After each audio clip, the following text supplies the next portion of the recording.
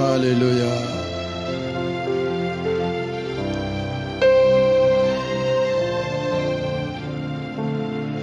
Hanawe jajio, Hanawe Hanawe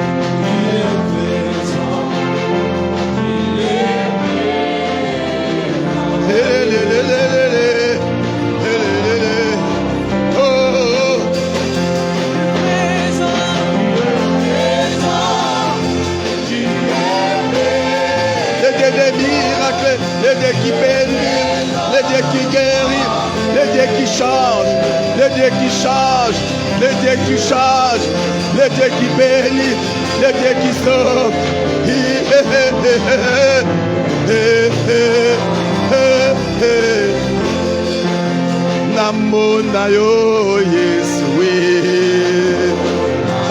la.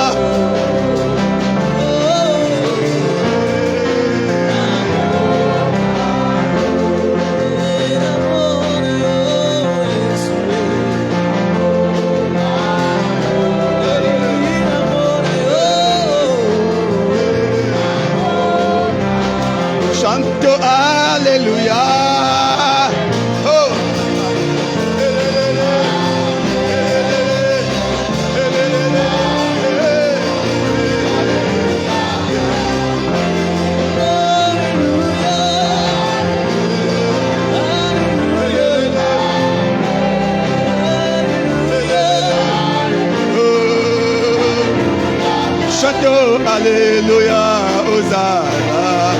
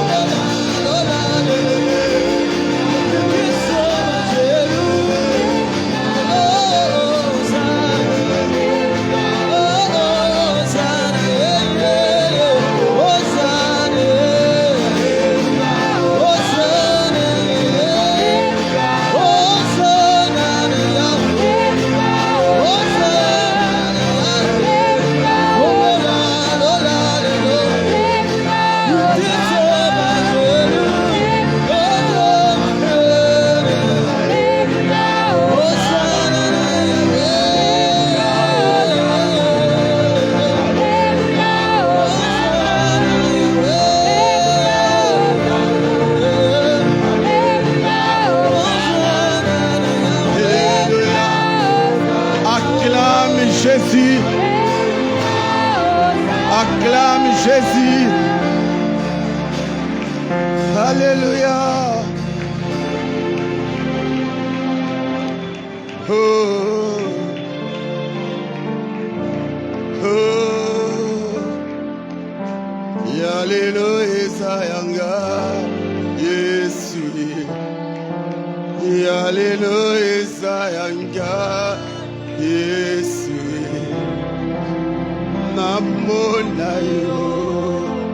Saint-Esprit, merci, merci, merci. Merci pour ta présence. Merci pour ta présence. Merci pour ta présence. Merci pour ton onction. Ton onction, Seigneur. Merci pour ta puissance.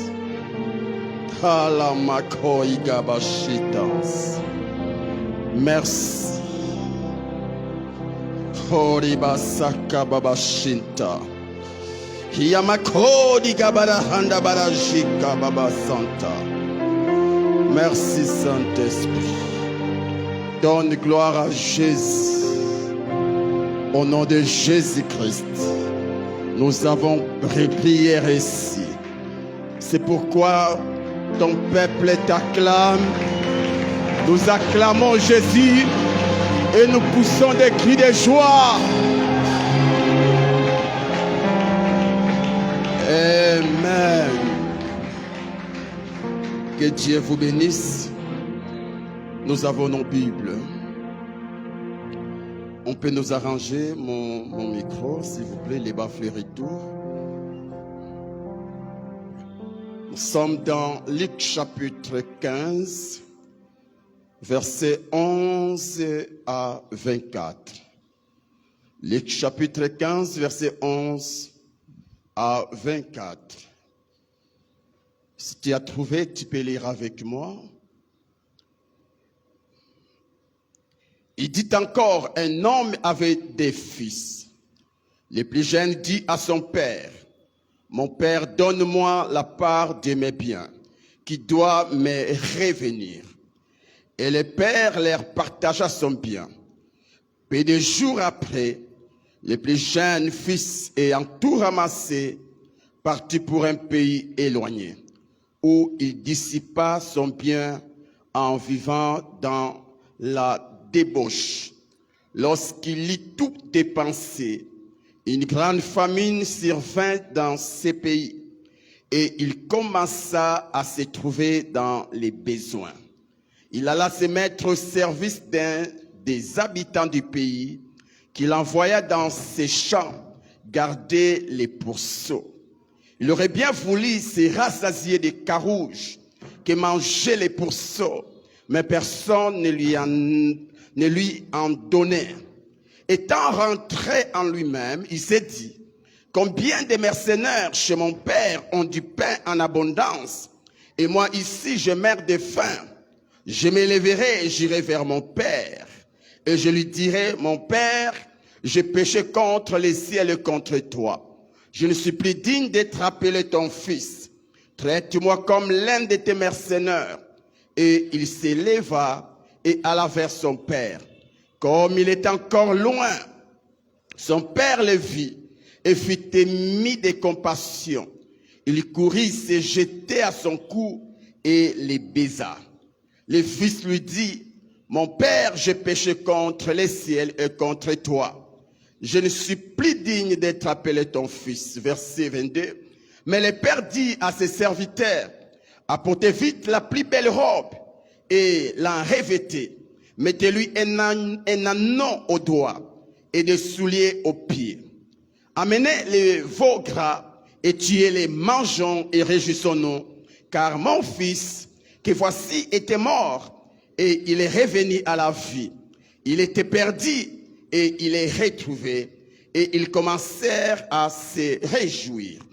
Parole du Seigneur. Que le bon Dieu vous bénisse. Reprenez vos places, s'il vous plaît. Amen, amen. Shalom, shalom.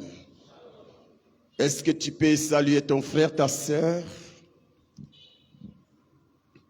Nous te présentons nos salutations.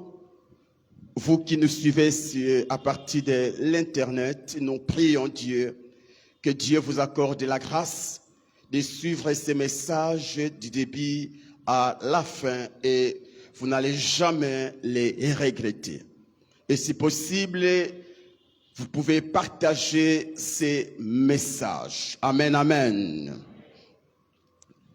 Ce matin, je viens bénir le nom du Seigneur, lui qui nous a fait grâce d'être présent en ce deuxième dimanche de l'année 2022. Alléluia. Ah oui, c'est une grâce de la part du Seigneur. C'est une grâce de la part du Seigneur. Une année de percées et de témoignages. Ah, en 2022, vous allez percer. Dieu va t'aider à percer dans ce que tu fais. Dieu va t'aider à percer dans tes entreprises. Alléluia. 2022, c'est une année de témoignages. Ah, tu vas témoigner en cascade. Tu vas témoigner en cascade. Je bénis le Seigneur parce que je fais partie de ceux-là qui vont témoigner. Toi aussi, tu fais partie de ceux qui vont témoigner. Ah, si tu le crois, dis très fort Amen. Amen. Alléluia. Ce matin, je vais me forcer de t'enseigner et de te prêcher de tout mon cœur. Mais, c'est vrai que l'année 2022, prophétiquement, est une année de percées et de témoignages. Mais, tu dois retenir une chose. En termes de jours, de semaines et de mois, 2022 n'est pas différente de 2021. Je suis en train de dire, en termes de jours, de semaines et de mois, 2022 n'est pas différente de 2021. Si en 2021, nous avons eu 365 jours, en 2022, nous aurons aussi 365 jours. Si en 2021, nous avons eu 52 semaines, en 2022, nous aurons aussi 52 semaines. Si en 2021, nous avons eu 7 jours de la semaine, pareil aussi, en 2022, nous aurons 7 jours de la semaine. Vous comprenez avec moi que 2022 n'est pas du tout différente de 2021. 21. Alléluia. Alors,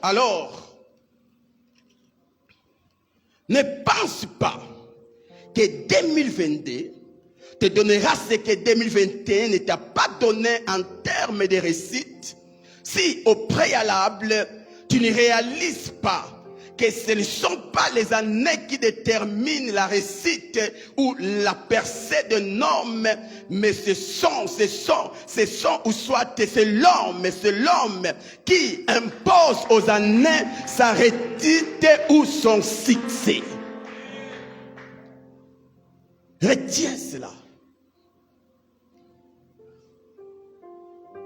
Le fait que 2021 ou encore 2022 ne soit pas différente de 2021, j'aimerais te dire, ne pense pas que 2021, 2022 te donnera les choses que tu as prévu vivre en 2021 tant que tu n'as pas compris que ce ne sont pas les années qui déterminent la réussite d'un homme, mais c'est à l'homme d'imposer aux années sa réussite. Écoute, crier bonne année, c'est l'apanage de tout le monde. Les 31 tous, nous avons crié bonne année. Mais vivre une bonne année, cela n'est réservé qu'aux personnes qui ont compris que les années changent si nous décidons de changer. Tout le monde peut crier bonne année. Mais ce n'est pas tout celui qui crie bonne année qui vit réellement une bonne année. C'est les personnes qui ont compris que pour que l'année t'apporte ce que ton cœur cherche, tu dois faire un mouvement. Tu dois faire un mouvement. L'année est à la portée de tous les hommes. Mais pour vivre l'impact de la nouvelle année, c'est à toi de changer ta façon de penser, ta façon de voir et ta façon de faire. Encore. Pendant des années, tu attendais que ta vie change, alors que la vie de son côté attend ton changement pour qu'elle change. Pendant des années, tu priais Dieu afin que ta vie change. Mais ce que tu ignores, la vie aussi de son côté attend ton changement pour qu'elle change. C'est pour dire, le changement de l'homme ou la réussite de l'homme ne dépend pas des années, mais dépend de l'homme lui-même. Tu vas comprendre. Et le changement commence avec une décision. Aucun changement ne peut être installé sans une décision. Sans une décision.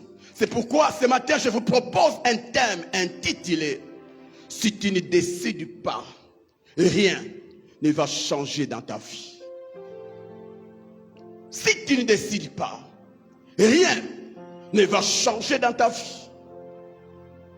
En 2022, si tu ne décides pas de changer, rien ne changera dans ta vie. Malgré la présence de Dieu dans ta vie. Malgré les promesses de Dieu sur ta vie. Malgré les prophéties. Si tu ne décides pas de changer, rien ne va changer dans ta vie. Tout commence par une décision. Le changement commence par une décision. Encore. La décision qui change les hommes vient de la prise de conscience. Aucun homme ne peut décider sans prendre conscience. Tout commence par la prise de conscience. Tout commence par la prise de conscience. J'aime ce qu'un homme m'a dit. La prise de conscience crée la révolution. La prise de conscience crée la décision. Et la décision nous pousse à l'action. Et l'action nous pousse. Nous pousse au résultat. La prise de conscience. Encore. Mon frère, ma soeur, quand tu veux décider, quand tu veux vivre un changement dans ta vie, tu dois commencer par prendre conscience de ton état actuel. De ton état actuel, tu es en 2022. C'est quoi ton état actuel? C'est quoi ta vie actuelle? C'est quoi ton état spirituel? Est-ce que tu progresses? Est-ce que tu stagnes ou tu régresses? C'est quoi ton état spirituel actuellement? C'est quoi ton état physique? Est-ce que tu es en bonne santé ou tu es malade? C'est quoi ton état financier et matériel? Est-ce que tu es béni financièrement ou tu es sous l'emprise de la pauvreté? C'est quoi ton état estudiantin? Est-ce que dans tes études tout va bien ou rien ne marche? Tu es diplômé d'État. Est-ce que tu es à l'université ou à cause des frais académiques, tu es resté à la maison? C'est quoi ton état professionnel? Est-ce que tes affaires marchent? Est-ce que tes projets marchent? Est-ce que ton travail marche ou rien ne marche? C'est quoi l'état de ton couple? C'est quoi l'état de ton couple, toi qui es marié? Est-ce que vous êtes en bon terme avec ton époux ou ton épouse? Ou vous êtes en voie de divorce? C'est quoi votre état? C'est quoi? Frères et sœurs, tout commence par la prise de conscience de notre état actuel. Tu peux te cacher devant les hommes, mais pas devant ta propre conscience. Tu peux nous donner des apparences d'un homme qui vit une bonne vie, mais jamais, jamais, jamais tu peux tromper ta conscience. À l'église, on te voit danser, jouer, chanter, mais est-ce qu'à la maison tu es en paix? Est-ce que tout marche dans ta vie? Tu dois prendre conscience. Regarde l'année 2021. Quels sont les résultats de 2021? Le bilan était positif ou négatif? Et là, nous sommes au premier mois de l'année. Tu as encore 11 mois devant toi. Autrement dit, il y a encore des opportunités pour toi de vivre ce que Dieu t'a réservé. Mais à condition que tu prennes conscience de ton état actuel. Ah oui, c'est important. Ce n'est pas parce que tu as la foi que tu dois ignorer ta vie actuelle. Est-ce que les choses marchent? Est-ce que les choses marchent? Est-ce que les choses marchent? Voici quelques exemples. Je vous donne des exemples des personnes qui ont décidé. Mais d'abord en prenant conscience. Nous voyons les fils prodigues. La Bible dit qu'il y avait un homme qui avait 2 fils. Et le plus jeune dit à son père, mon père, donne-moi la part de mes biens qui doit me revenir. Et le père leur partagea ses biens. Peu de jours après, le plus jeune fils ayant tout ramassé, partit pour un pays éloigné où il dissipa son bien en vivant dans la débauche. Après avoir tout dépensé, il s'est retrouvé dans la souffrance. Dans la souffrance. Ici, la Bible nous raconte l'histoire d'un homme qui avait 2 fils. Et cet homme était riche. Cet homme, Dieu l'avait béni financièrement, matériellement. Et au moment opportun, le fils cadet va demander à son père sa part des biens, alors que son père était encore en vie. Le garçon est allé demander l'héritage. Tolérant que son père était, il va dire, ok, je vais accomplir ton vœu. Dieu va leur partager leur part. Et le jeune fils va prendre tous ses biens. Il est allé loin de son père pour faire sa vie. Pour faire sa vie. Et au moment opportun, le fait que toute rivière qui n'a pas de source finit par sécher. Pareil aussi pour ces garçons.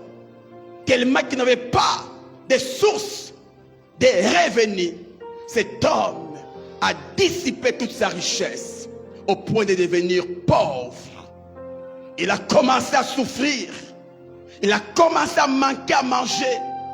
Il a commencé à pleurer. Certainement cet homme ressemblait à un fou. Ressemblait à un fou. Il avait perdu même son poids. Il souffrait. Il souffrait. Mais un jour, cet homme va prendre conscience. Écoutons ce que la Bible dit. J'aime la suite. Cet homme étant rentré en lui-même,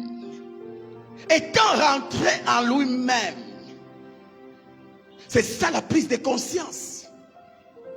Quand il a regardé sa vie, il a essayé un peu de penser sa vie passée, comment il vivait avec son père, tout allait bien. Et il regarde sa vie présente. Cet homme s'est dit non, non, non, non, non, non. Il y a quelque chose qui ne va pas dans ma vie. Il rentra en lui-même. Autrement dit, il a pris conscience de son état. Il a pris conscience de sa souffrance. Il a pris conscience de son problème. Il est rentré en lui. Et écoutez la suite. Il s'est dit, combien de mercenaires chez mon père ont du pain en abondance. Et moi ici, je meurs de faim. Je meurs de faim. Combien? Combien? C'est quand même un chrétien qui passe par des moments difficiles en termes financiers et qui rentre en lui-même et qui réalise la parole de Dieu. La Bible dit dans 2 Corinthiens chapitre 9, chapitre 8 verset 9, la Bible dit, vous connaissez la grâce de notre Seigneur Jésus-Christ, des riches qu'il était, il s'est rendu pauvre, afin que nous qui croyons en lui, nous devenions riches. Cet homme rentre en lui. Comment je peux souffrir ainsi, alors que Jésus s'est fait pauvre? Comment je peux demeurer dans l'incapacité de toucher un fisc de 10 $, alors qu'il y a un homme, riche qu'il était, il s'est appauvri, afin que moi je sois riche. Ce chrétien rentre en lui-même. Il rentre en lui-même, comme ces jeunes garçons. Il est retourné en lui-même. Et sa prise de conscience l'avait poussé à une décision. Quand on prend conscience, la deuxième chose à faire, c'est de décider. De décider. De décider. Autrement dit, tu dois prendre une décision qui te permettra de quitter l'état de malheur pour aller s'installer dans l'état de bonheur. On ne décide pas pour décider. On décide par rapport à un objectif. Cet homme a décidé. Écoutons, la Bible dit, je me lèverai, j'irai vers mon père et je lui dirai.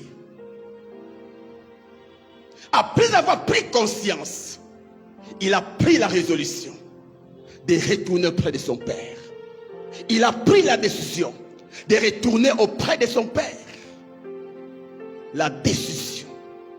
C'est bien de prendre conscience. C'est bien de prendre conscience. Mais toute prise de conscience qui n'est pas suivie par une décision, c'est une mauvaise prise de conscience. C'est bien de réaliser ta vie. C'est bien de faire l'étude de ce que tu vis. Et après cette étude, tu dois décider. Tu dois décider. Au commencement, l'Esprit de Dieu s'est mouvé sur les eaux. Et la terre était informe et vide. La terre était informe et vide. Dieu a constaté qu'il y avait un ça ne va pas sur la terre, qu'il y avait un problème sur la terre. Dieu a pris conscience. Il dit non, ce n'est pas ainsi que j'ai créé le monde. Non, Dieu a pris conscience. Au-delà de prendre conscience, Dieu va décider. Dieu va décider d'appeler la lumière. Dieu va décider de changer les choses. Ce garçon a décidé de retourner auprès de son père. Écoutons. Et sa décision l'avait poussé à l'action. Voici l'action. Chapitre, verset 20. La Bible dit: et ce garçon s'éleva et alla vers son père. Oui, tu fais bien de décider. Mais toute décision qui n'est pas suivie d'une action, c'est une perte de temps. Beaucoup se limitent qu'aux décisions. Mais la décision sans une action ne change rien. Qui peut décider que je dois retourner près de mon père, mais tant que tu ne poses pas l'action ou l'acte d'aller, ta décision est vaine. Pareil aussi, tu peux décider que cette année, je vais étudier. Mais si tu ne poses pas l'action d'aller t'inscrire, c'est en vain que tu as décidé. Tu peux décider que cette année, je vais me marier, mon frère. Mais si tu ne poses pas l'action d'aller déranger une sœur, ta décision t'amènera en 2021 dans l'état des célibataires. En 2023. C'est bien de décider, mais c'est mieux de passer à l'action. De passer à l'action. Et son action avait changé son statut. Son action avait changé son statut. La Bible dit dans le verset 22. Mais le père dit à ses serviteurs: apportez vite la plus belle robe et la revêtez. Mettez-lui un anneau au doigt et des souliers aux pieds. Regarde, voici la finalité de ce garçon. Il a été couronné, il a été élevé, non pas au rang des mercenaires, mais au rang d'un fils. Mais tout ceci n'attendait que sa décision. Le père était là avec l'anneau pour son fils. Le père était là avec la robe pour son fils. Le père était là. Il s'est préparé d'accueillir son fils. Mais tant que le fils n'avait pas pris conscience de sa position, tout ce que le père avait préparé pour lui allait finir loin du garçon. Il a fallu que les garçons prennent conscience, décident d'aller et posent l'action de marcher malgré les risques. Quand vous lisez l'histoire, ce garçon avait blessé le cœur de son père. Comment tu peux réclamer l'héritage alors que ton père est encore vivant? C'est de la rébellion. C'est de la rébellion. C'est comme un chrétien qui vit dans les péchés alors que Dieu est contre les péchés. Et le péché est loin de Dieu. Mais prenez conscience. Non, non, non, non. Je n'ai pas créé en Jésus pour vivre dans les péchés. Mais non. Le chrétien prend conscience. Il décide d'honorer Dieu. Il décide d'aller demander pardon à Dieu. Et de dire à Dieu: Seigneur, accorde-moi une nouvelle chance. Je décide de vivre comme tu veux. Son statut a changé juste parce que il a pris la décision de changer. Il a pris la décision de changer. Pour dire, avant, l'enfant était rebelle. Mais après, l'enfant est devenu docile. Tu ne peux pas être couronné si tu ne changes pas ta position devant Dieu. Tant que tu seras rebelle devant Dieu, tu seras toujours loin de ce que Dieu t'a destiné. Tant que les garçons étaient rebelles aux yeux de son père, ces garçons étaient loin de son héritage, le vrai héritage. Parce que le vrai héritage, ce n'est pas le bien, mais c'est le papa. Car lorsque tu as le papa, tu as tout. Et le jour où les garçons ont décidé de changer, c'est ce jour-là où le père aussi a accepté de l'accueillir et de le glorifier. La décision. Un autre exemple, Esther. Dans Esther chapitre 4, verset 7, la Bible dit, et Mardochée lui raconta tout ce qui lui était arrivé et lui indiqua la somme d'argent qu'Aman avait promis de livrer au trésor du roi en retour du massacre des Juifs. Il y avait un conflit entre Aman et Mardochée. Et tellement que Aman était influent,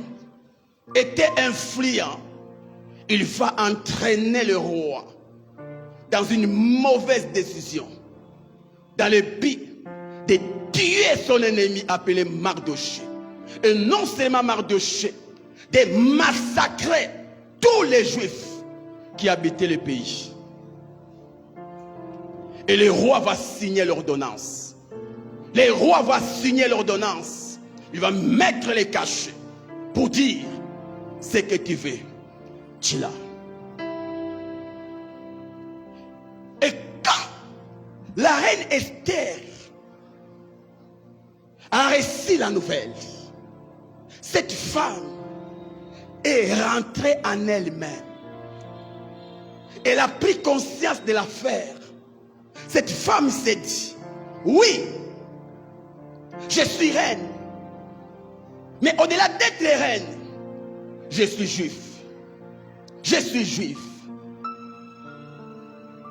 Et non seulement que je suis juif, mais j'ai aussi quelqu'un de ma famille qui est aussi juif. Et à part ça, il y a aussi mon peuple. Alors si l'ordonnance du roi est exécutée d'office, je vais perdre mon parenté. Aussi, je vais perdre mon peuple. Cette femme a pris conscience de l'État. Et ce qui est vrai, la loi était écrite pour massacrer tous les Juifs. Pour dire, même Esther, parce qu'elle était juive, elle devait aussi se soumettre à la loi. La mort était devant elle. Cette femme a pris conscience. Dit non, non, non, non, non. Dieu, tu ne m'as pas élevé au rang de reine pour que je meure tôt. Non, Seigneur mon Dieu. Non, non, non, non, non, non, non, non, non, non. Elle a pris conscience. Et sa conscience l'a poussée à décider. La Bible dit, Esther a décidé de faire un jeûne de 3 jours. Et la Bible précise, sans rien manger ni boire. Autrement dit, un jeûne à sec. Un jeûne à sec. Elle a décidé de jeûner pendant 3 jours, juste pour que la loi du roi soit révoquée. Mais elle ne s'est pas limitée qu'à décider. Elle a passé à l'action. Elle a jeûné réellement. Elle s'est privée de tout. malgré son rang social, malgré ce qu'elle avait, elle s'est privée de ces choses. Pourquoi? Sa vie était en jeu.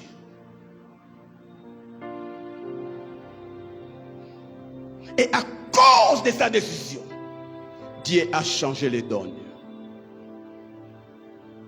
Bien-aimé dans le Seigneur, j'aimerais maintenant actualiser mon message.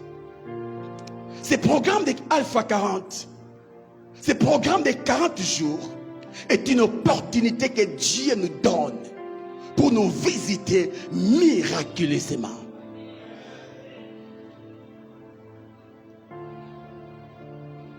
Ne pense pas que c'est une corvée.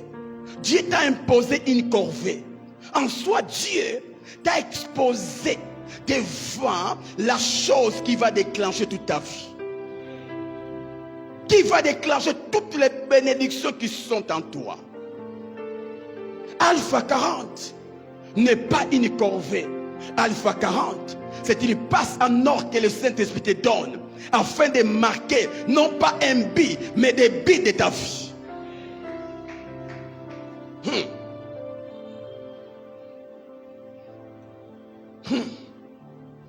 C'est quoi les problèmes qui te privent la paix? C'est quoi ces problèmes qui t'a privé la paix en 2021? C'est quoi ces problèmes qui est entré en 2022, qui continue à te priver la paix? Peut-être c'est une maladie. Peut-être c'est une maladie. Tu as pris toutes sortes de médicaments, mais il n'y a pas de changement. Tu as tout fait. Chaque semaine, chaque jour, tu es derrière les produits pharmaceutiques. Et tu commences même à te décourager. Oh oui, ta vie est en danger. Car l'objectif d'une maladie, c'est de détruire, de voler et de tuer. Et si tu restes mains croisées, c'est toi qui partiras. Alors que la Bible dit, par ces meurtrissures, nous avons été guéris. Jésus a résolu les problèmes de nos maladies. Jésus s'est fait malade afin que ceux qui croient en lui soient en bonne santé. Mais est-ce que c'est le cas avec toi? Est-ce que c'est le cas avec toi? Si ça n'a pas marché en 2021, ne te décourage pas. Ça doit marcher en 2021. Et tu dois prendre cette conscience. Et que la conscience que tu prendras puisse te pousser, puisse te motiver à entrer dans ce programme. Car je sais, tu ne sortiras pas de ce programme avec cette maladie. Si Esther, après avoir jeûné pendant 3 jours, Dieu l'a exaucé, à combien plus forte raison toi tu vas jeûner pendant 40 jours? Dieu finira par t'exaucer, mais à condition que tu décides d'affronter la chair qui ne veut pas que tu entres dans ces programmes. Tu es en train de lutter entre ton esprit. Il y a une lutte entre ton esprit et ton corps. L'esprit veut que tu gênes, mais le corps te dit, mais comment est-ce que tu sauras? Tu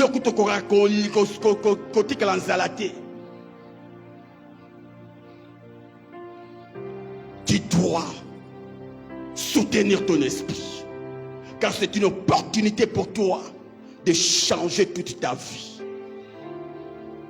Regarde ta vie. Regarde. Dans votre famille, personne n'a acheté même une moto. Vos arrière-parents, vos parents, tous des locataires. Personne n'a été bailleur. Et toi-même, là où tu dors, c'est triste. Et tu es en paix. Mes frères et sœurs, il y a un temps pour tout. Il y a un temps où tu danses, mais il y a un autre temps où tu ne danses pas. Tu es devant la réalité de ta vie. Et tu regardes bien ta vie. Tu dis, mais pourquoi je dois danser?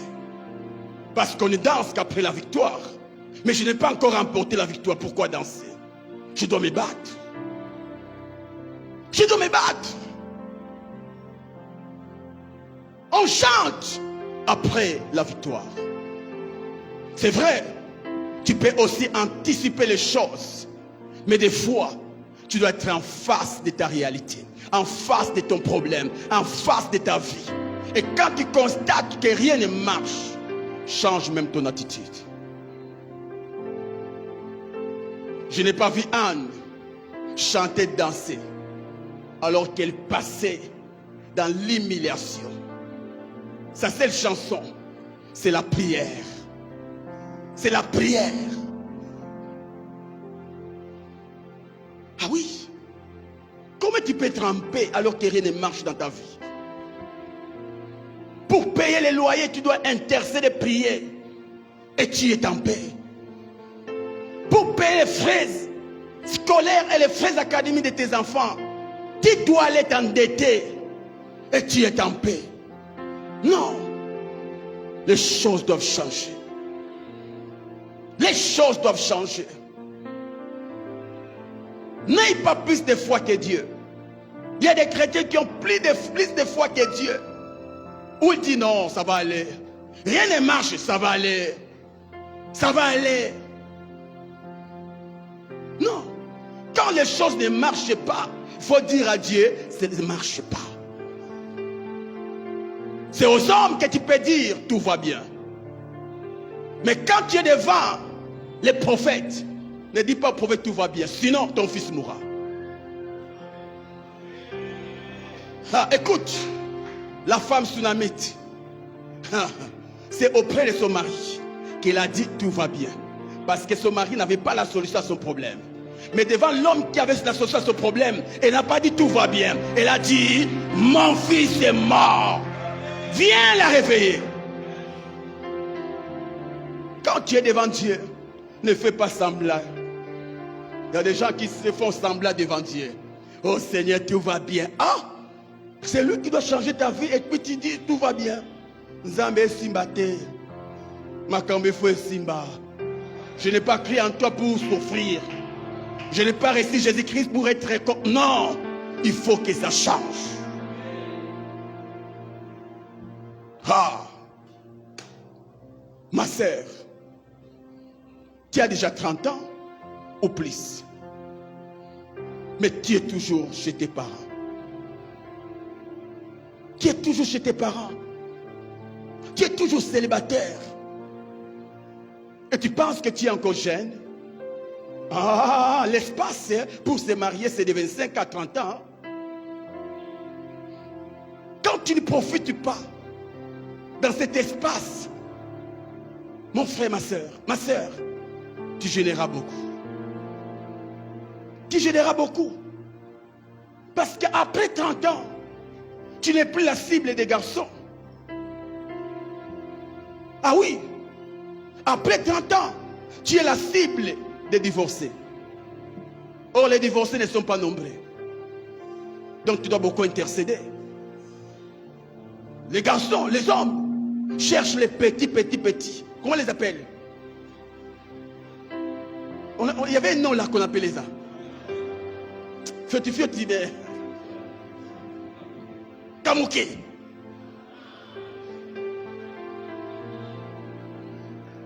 Même des vieux. Un papa qui a 60 ans, mais qui s'est marié avec une fille de 25 ans. Quand le roi David était devenu vieux, malade, on n'a pas cherché une vieille dame pour la réchauffer. On est allé chercher une jeune fille. Parce qu'il a encore la vie dans la jeunesse.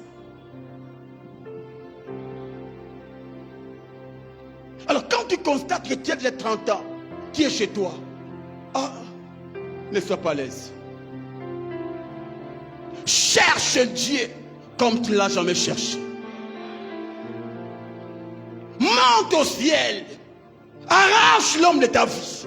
Même s'il est entre les mains d'une fille, tu dois l'arracher. Qui m'appartient?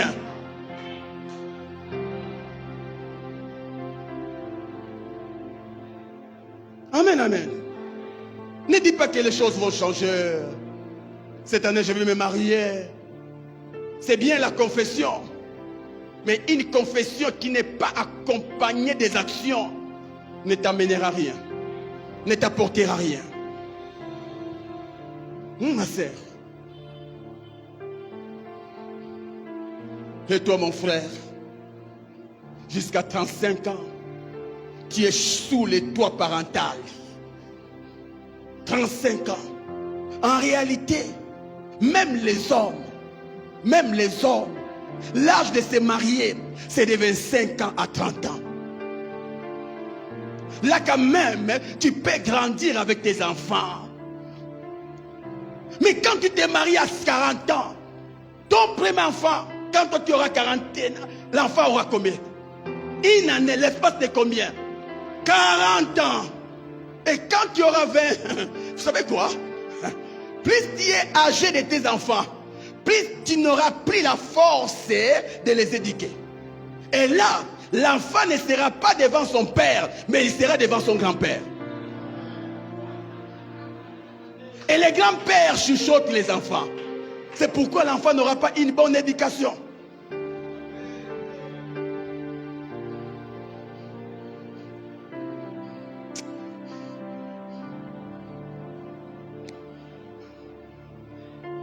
Des fois quand j'entends les gens, mais pasteur, Bakissa, Ngada Bakissa, Ajona Bakissa. Pour la botte dans le coco.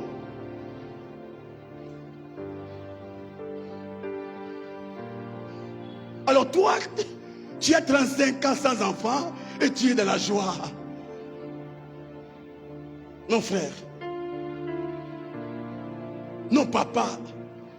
C'était difficile de trouver un papa qui s'est marié à 30 ans. En réalité, quand tu finis tes études, tu as déjà l'âge de te marier. Parce que le fait que tu sois licencié signifie que tu as la maturité.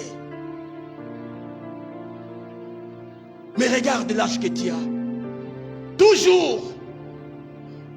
Oh, elle a drap dans petit frère. Oh, elle a le drap. Petit. C'est moi, yaya. Aïe, aïe, aïe. Ah, je d'ailleurs, petit que je me mets. Et comme il y a Bissot. Il y a un temps de dormir avec tes petits frères. Tu as 30 ans. Mais non. Décide. Mais tu es toujours là. À manger, papa, maman. Chemise, papa, maman. Cage, même les 31, tu as réclamé qu'on t'achète les habits. À quel âge? À 30 ans. Vous ne m'avez pas acheté des chemises, pourquoi? Moi aussi je suis enfant. À 30 ans, enfant. Comme nous trouvons des orphelins. Un orphelin de 30 ans, orphelin. 30 ans, orphelin. Allez dans les orphelinats. Si vous allez trouver des orphelins à 30 ans. Oh, l'aider des orphelins. Toi, 30 ans. Tu es déjà un parent. Dis-toi t'es réveillé. Et c'est là où moi je vais décider. Jusqu'à plus de 35 ans, j'étais toujours chez nous. N'avais rien. N'avais mis. Ok, wap, na quelle église? Voilà, na quelle? Dieu va me donner une maison. J'ai laissé ma belle chambre. Si on a coupé la tika chambre qui toko, yo suko yo Salomon, on tika salon te. Qui passe nuit au salon. Moi j'ai passé nuit dans ma chambre. J'ai abandonné la chambre. Pourquoi? Trop c'est trop. Jusqu'à quand je vais dépendre de mon frère? Et la dépendance n'attire pas le respect. Là où il y a la dépendance, il n'y a pas de négociation. Il y a l'écrasement. Quand tu n'es pas d'un homme, il va t'écraser. Mais quand tu es fort, il y a la négociation. Avec les faibles, on écrase. Mais avec les forts, il y a la négociation. Entre les États-Unis et la RDC, on écrase, on nous impose. Mais entre les États-Unis et la Russie, il y a la négociation. Pourquoi? Des pays puissants. Toi qui dépends toujours de tes parents, tu seras toujours écrasé, insulté. Il n'y aura pas de respect. Et même tes frères, tes petits frères ne vont pas te respecter. Mais le jour où tu seras indépendant, où tout le monde sait que tu vis ta propre vie, c'est que tu es devenu tes efforts, tout le monde va te respecter. Et tu auras un mot à dire dans ta famille. Pourquoi tu n'as pas de mots? Parce que... Oh, je suis Yaya. Mais Yaya, tu ne fais rien. C'est pourquoi, mon frère, pendant ces 40 jours, tu dois chercher Dieu jusqu'à ce que Dieu change ta vie.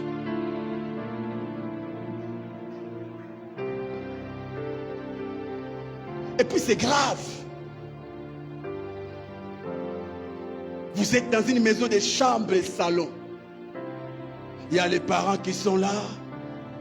Et puis vous les enfants, les garçons et les filles, tous au salon. Et ça met aussi les parents dans l'insécurité. Hein, chers parents, si tu es là, tu as une maison de chambres et salons, et les enfants passent nuit au salon. Ah, c'était l'insécurité pour nous les parents. Parce que nous serons plus à l'aise étant parents. Il faut toujours veiller sur ce balai déjà. S'il faut, c'est révolutionnaire. Je ne mourrai pas locataire. Tu ne mourras pas locataire. Tu dois avoir des villas. Tu dois avoir des villas. Où vous êtes dans la même parcelle, mais deux mondes. Les parents dans leur monde, les enfants dans leur monde. Et là, vous pouvez jouer. Parce que ces enfants-ci, quand ils viennent nous priver notre amour. Nous devenons keba. Pourquoi il y a des enfants? Alors pour éviter ces choses, créons un grand monde. Amen, amen. Où tu es là, tu discutes avec tes frères. Chaîne. Papa dit match. Maman dit série. Les garçons disent dessin animé. Maintenant, qui?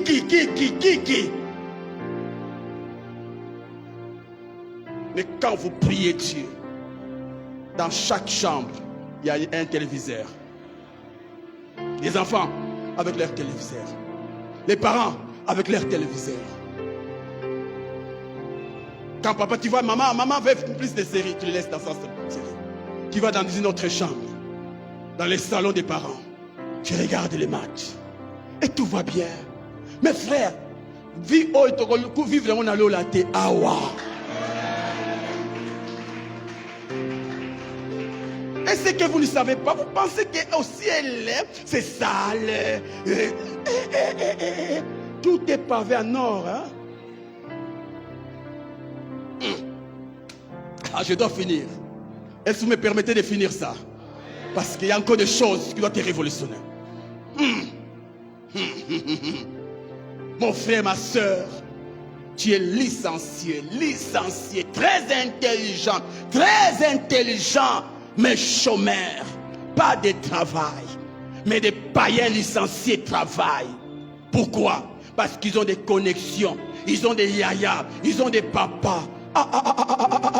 Toi aussi tu as une grande connexion, tu as un yaya, c'est Jésus. Et tu dois déranger ton yaya. Pendant ces Alpha 40, tiens-toi devant Dieu. Dis à Dieu combien avait commencé l'université. Mais comme on a soukaté, par ton aide, j'ai reçu mon diplôme. Non pas pour les regarder, ni encore pour être là. Non, Seigneur, c'est pour bénéficier de ce diplôme. Cette année, je dois travailler. Fais tout ce qui est de ton pouvoir. Moi, je dois travailler. Et quand Dieu voit la détermination, il y a petit soir. Mais toi, tu es là. Le pays va changer. On attend hein, que les choses changent. Ah, je vais travailler, je suis intelligent. 30 ans, ah, j'attends. 40 ans, j'attends. Hein? Et tu deviens un parlementaire debout. Avec des grosses lunettes et des journaux. En train de lire. Et yoka français na monoko, mais chaussures et mataboy. Tu es là. Quand il passe, toutes les fourmis s'enfuient parce qu'il y a un pantalon qui va jusqu'à terre. Et nous laissons aux païens de profiter de la richesse congolaise. Mais nous, qui sommes enfants du royaume des cieux, nous subissons. Finis ces choses. Finis ces choses. Finis ces choses. Finis ces choses.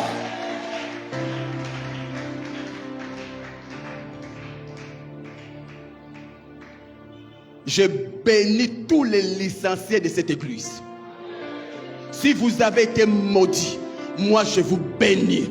Cette année, aucun licencié ne restera chômeur. Tous les licenciés de cette église, vous allez travailler. Vous allez travailler. Vous allez travailler. Pas un travail médiocre, mais un travail qui vous donnera un très bon salaire. Si tu le crois, reçois cela. Même toi qui es gradué, reçois ton travail. Oh mon Dieu. Oh mon Dieu. Ah la masaka bashita. Je m'en vais terminer. Diminue un peu. Mon frère, ma soeur, tu fais bien de prier pour tes études. Tu fais bien de prier pour tes études. Mais si tu ne décides pas de participer régulièrement aux cours, de suivre avec attention les professeurs et de revoir régulièrement les notes, tu salueras de loin ton diplôme. C'est bien de prier pour tes études, mais c'est mieux de décider d'aller régulièrement au cours. Ne sois pas de ceux qui achètent le diplôme. Là, tu es un faiblard et tu as insulté Dieu. La Bible dit, vous serez la tête et non la queue. Parmi ceux qui doivent distinguer, on doit trouver les chrétiens. Parmi les meilleurs, on doit trouver les chrétiens. Et cela est possible si tu vas au cours régulièrement. Et quand tu arrives au cours, ne t'assois pas derrière. Non, sois devant. Suis avec attention les professeurs, les explications, écris. Et quand tu retournes à la maison, avant de regarder les matchs, revois. Avant de regarder la série, revois les notes. Et dis à Dieu, Seigneur, j'ai fait ma part. Fais ta part. Donne-moi l'onction. Et là, tu vas distinguer. Sinon, tu vas saluer de loin la réussite. Pourquoi? Tu n'as pas décidé. Je me rappelle en 99, moi et mon frère Freddy, parce qu'il n'y avait personne pour nous payer les frais, les transports. On quittait Salongo tous les jours, jusqu'à Koka, jusqu'à à l'Unikin, à pied. Tous les jours. Yo ce qui papa peut simbongote au siliki. Autant la corde, au sikate, mais au siliki. Na okendete, na okendete makolo na lembi. Ah! Pour ta destinée, tu dois payer les prix, d'aller même à pied. En fait, que peso kanda, quand toi tu aurais des enfants, que personne n'aille à pied.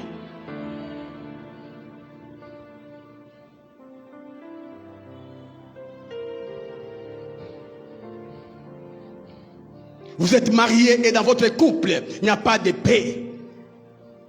Vous n'avez plus envie de rester ensemble. Vous n'avez plus envie de rester ensemble. Il y a des couples pareils. Vous les voyez ensemble, mais à la maison, ils ne sont pas ensemble. Rien ne marche.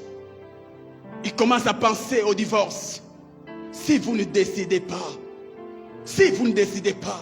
vos noms seront inscrits dans la liste des divorcés. Et le divorce, c'est un échec. C'est un échec. C'est un échec. C'est un échec. On ne se marie pas pour divorcer.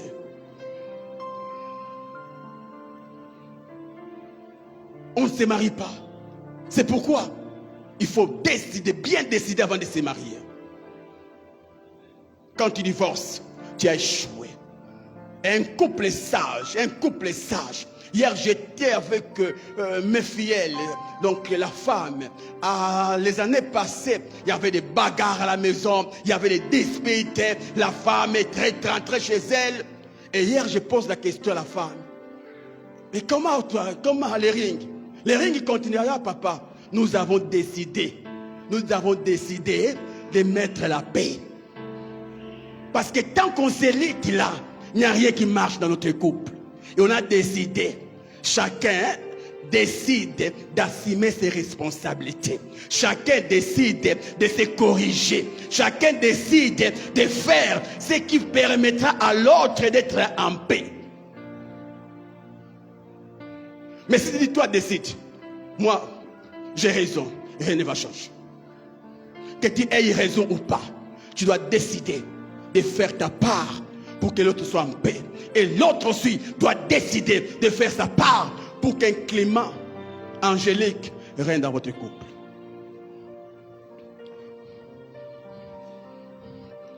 Je termine.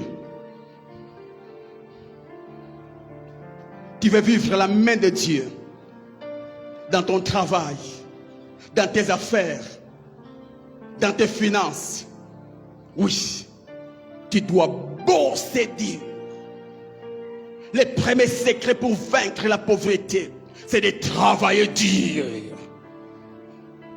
Tu dois travailler.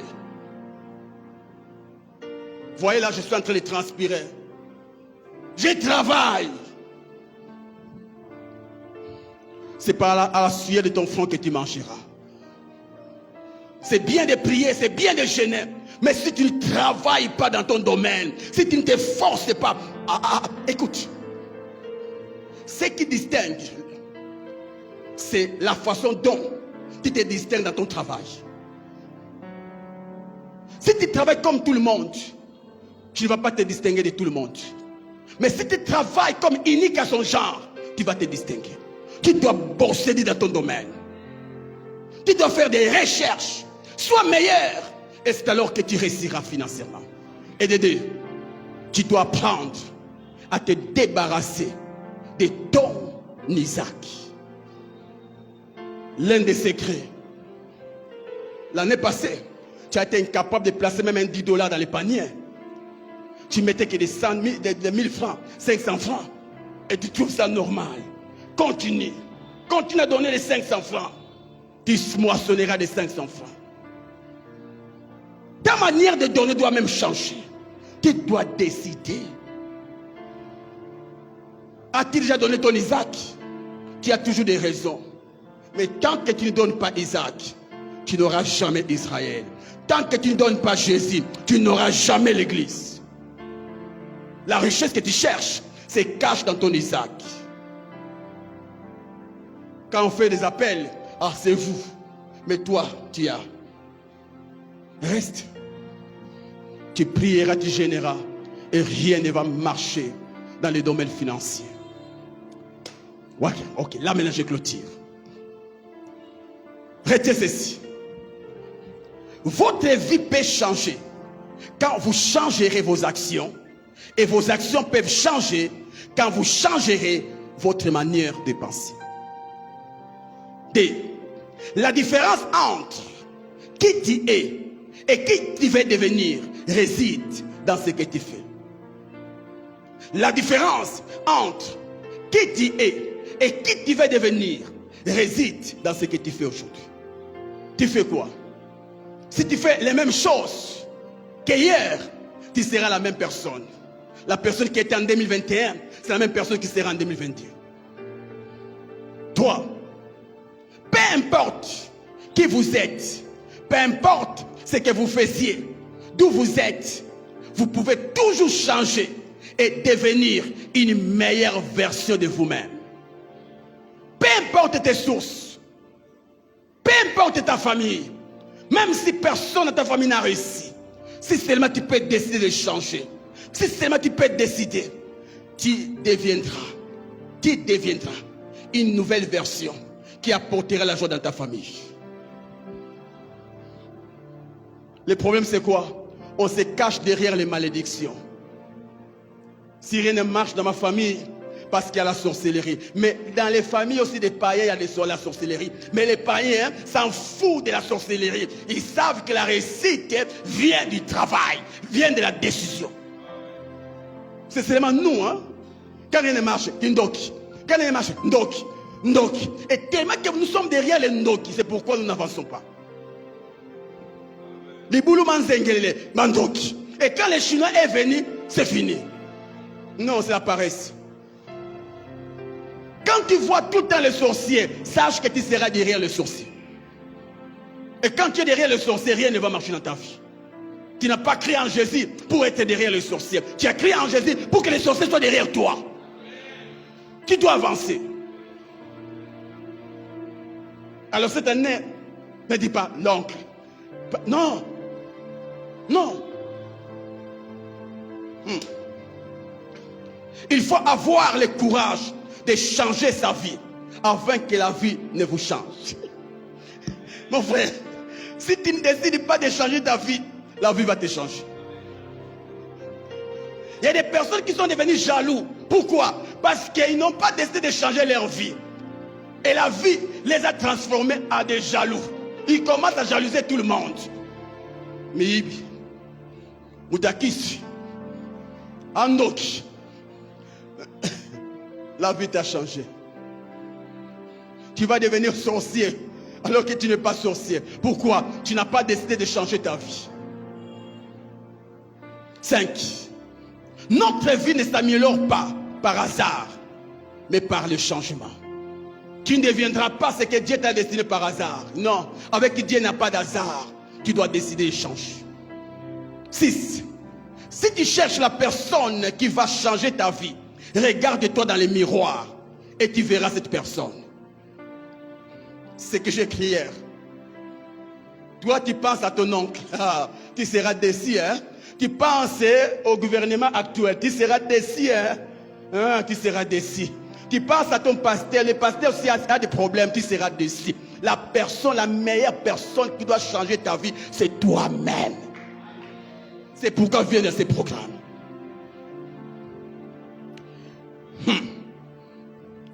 Si tu ne décides pas de changer, rien ne va changer dans ta vie.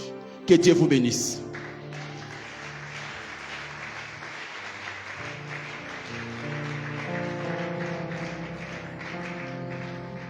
Nous sommes debout. Prie le Seigneur, que le Seigneur te donne la force. Que le Seigneur te donne la force possible pour que tu participes à ces 30 jours, à ces 40 jours de prière et jeûne.